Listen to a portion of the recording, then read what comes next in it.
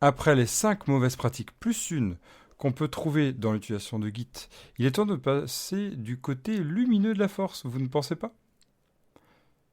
Bienvenue de nouveau dans cette chaîne podcast qui milite pour la cohésion technique et humaine dans les projets IT, pour plus de pérennisation, pour la pérennisation de vos projets et pour la réussite de votre entreprise.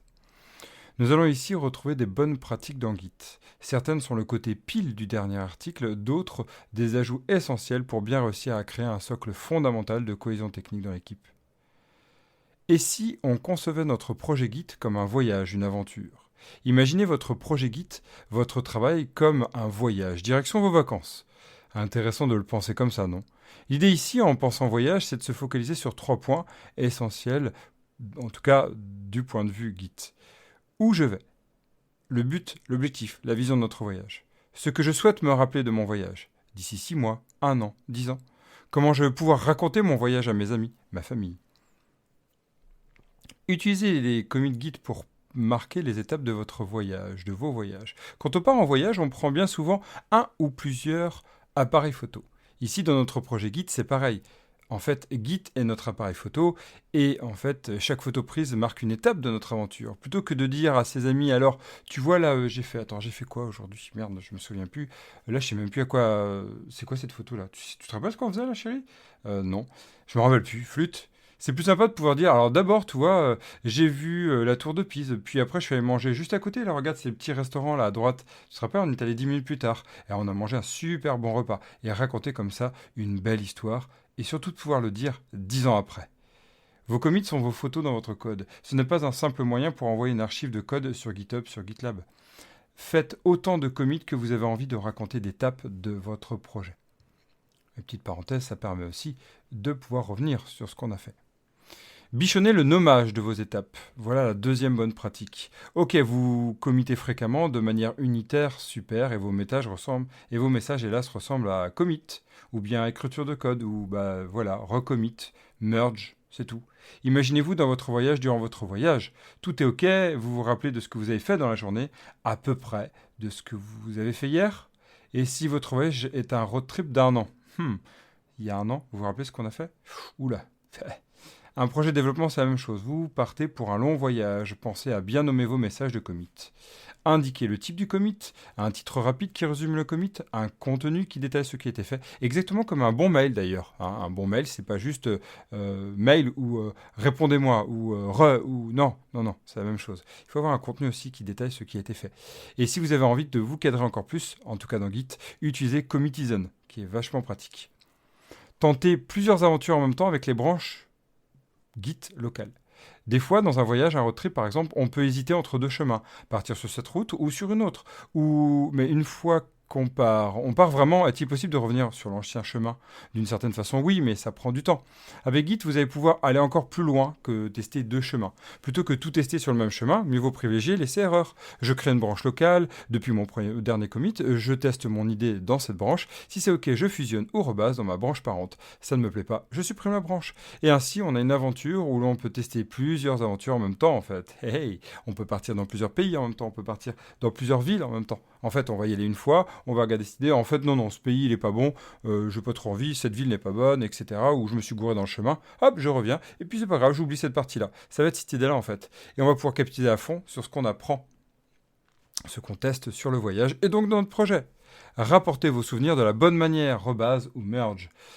Bon, c'est décidé, vous voulez tester Tokyo et Kyoto et revenir à l'aéroport pour voir le meilleur chemin à prendre après. Est-ce que c'est bien d'abord d'aller à Tokyo ou d'aller à Kyoto?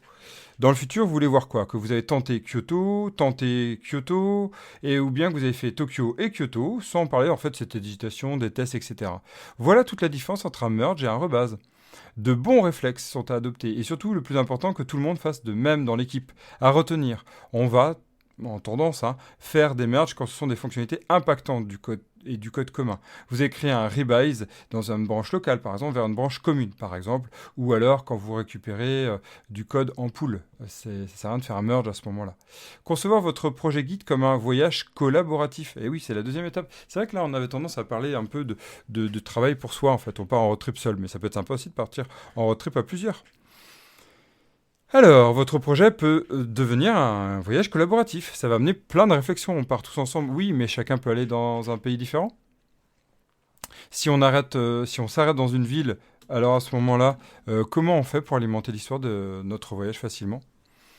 Si deux collègues sont dans la même ville, comment on gère ça? Balibalo, celui qui est dans le bateau reste dans le bateau. Ou en plus, et si c'est en même temps d'ailleurs, dans la même ville, comment on fait? Ah, capitalisez ensemble votre travail avec les pushs.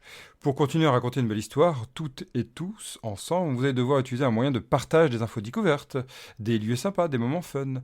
En projet avec Guide, c'est la même chose. Le plus important, c'est que vous partagiez assez souvent pour que tout le monde soit au courant. Pas trop souvent quand même, sinon ça peut vite devenir lourd et amener de la confusion dans ce qui se passe dans les choix de l'équipe et donc dans le choix de vos amis si vous êtes donc en voyage. Utilisez donc des pushs, euh, pas à chaque commit, hein, à minimum 1 à 2 fois par jour par exemple, ou sur demande de vos collègues. Cadrez les échanges de votre voyage avec Git. Si chacun part dans une ville différente, un pays différent, vous faites comment pour que tout soit clair? Sans cadrage avec votre famille, avec vos amis, ça va vite partir en cacahuète sur votre trip, non? Dans Git, nous allons utiliser les branches partagées et donc choisir un cadrage flow. Donc un flow, Git, ça peut être GitLab Flow, GitHub Flow, Git Flow, OneFlow, Fork Flow. Bref, j'en ai présenté 4 à travers les derniers épisodes de ce podcast. À vous de décider. Faites des propositions aussi collaboratives. On va utiliser donc les PRMR. Voilà, le road trip est lancé et ça commence plutôt bien. Et puis arrivé le moment du choix des nouvelles villes, de nouveaux pays. Et puis des idées déballées dans le Kogoro arrivent alors que les autres s'y refusent. Bref, vous voyez le topo. Et puis certains ont déjà visité Moscou et veulent nous partager ce qu'elles ont vu. Bien utilisés et fréquemment, les PR, les MR, pardon. Vous voyez ce que c'est? Les PRMR, c'est Pull Request, Merge Request. C'est la même chose. Hein. C'est essentiel dans Git en collaboratif. Utilisez-les pour sécuriser le code commun du projet, qualité de code par exemple. Utilisez-les aussi pour assurer le fonctionnel. Hein, ça peut être vraiment efficace. Et travailler plus nombreux. Parce que c'est vrai que quand on travaille un peu, on n'est pas obligé d'utiliser les PRMR. Mais dans le flow fork flow, ça peut être quasiment essentiel, voire essentiel. Et en plus, privilégiez les échanges à travers une pull request. Quand vous avez un doute sur ce que vous avez fait, vous faites une proposition de code et vos collègues peuvent argumenter, valider, refuser. Profitez des mêmes expériences réellement. Bon, là, c'est presque de la science-fiction, mais imaginez une de vos amis, est allé voir Sao Paulo, et vous souhaitez pas pouvoir vivre ce qu'elle a déjà vécu. Impossible, n'est-ce pas? Même en regardant une vidéo de ce qu'il a fait, ce qu'elle a fait, ce n'est pas la même chose que de le vivre vraiment. Oui, bon, ok. Prenons un autre exemple. Si votre ami avait créé tous un sentier, vous savez, ces petits sentiers itinéraires super précieux que seules les personnes qui ont fait le voyage peuvent connaître. Ah, tu sais, tu passes par là, non, là, tu vas voir le cuistot, là, tu vas voir. Et là, regarde là-bas, la commerçante, c'est super sympa ce qu'avant. Et ça, on n'est pas au courant dans les bouquins, en fait, qu'on achète des bouquins pour voyager. Eh bien, tout cet itinéraire. Imaginez-vous, vous allez dans la même ville juste après. Vous n'avez pas envie de vous embêter à recréer ce chemin. Ben, vous dites, non, passe-le moi. Oui, mais elle est encore en train de faire le voyage. Ça serait pas mal que la personne puisse nous le donner et on le récupère ce voyage. C'est ce qu'on appelle les cherry pick en Git. Alors, on va pouvoir le faire aussi à travers des branches, hein, ça va être le même principe, avec des merge pull request, mais aussi cherry pick peut être très très efficace pour récupérer un bout de code. Et ça, c'est souvent pas beaucoup utilisé. Et vous, alors, vous en êtes tout dans les bonnes pratiques Git? Il y en a encore plein d'autres, hein, mais j'essaie de résumer celles qui sont quand même bien à mettre en place dès le début.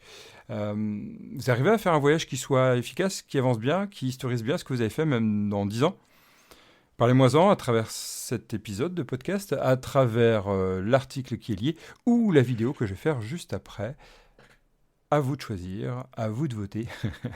Je vous dis à très vite. On a fini en fait sur toute notre série. Hein. On va conclure sur la partie Git sur la prochain épisode. Puis après, on passera à d'autres aventures autour de la cohésion technique et la cohésion humaine. Je vous dis à très vite. Et d'ici là, Git est bien. Ciao.